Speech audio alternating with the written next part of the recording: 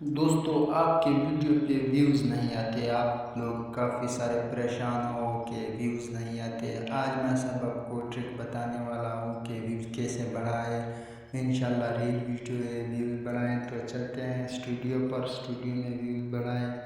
तो हम पीछे आते हैं। यहाँ पे आपने क्या करना है, जब आप वीडियो अपलोड करते हो तो प्राइवेट रखनी है। प्राइवेट रखने के बाद ऐसे स्टूडियो ओपन हो जाएगी। स्टूडियो पर आना है, यहाँ पे आपने ऐसा क्लिक करना है। क्लिक करने के बाद ये पेंसिल वाला निशान आपने दबाना है।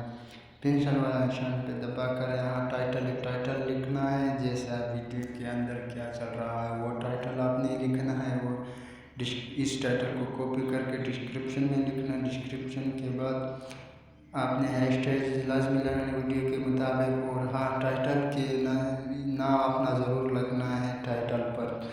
तो यहाँ पे अपनी विजिबिलिटी पर क्लिक करें और नीचे आते हैं टैग कैटेगरी। यहाँ पे आपने आना है टैग्स, वो जो टाइटल है वो कॉपी करके यहाँ टैग लगाएं और अपना एक नाम भी लिख लें। नीचे आता है कैटेगरी, यहाँ पे आपने जो सिलेक्ट करना है, मसलन ऐसा ये सभी कैटेगरी है।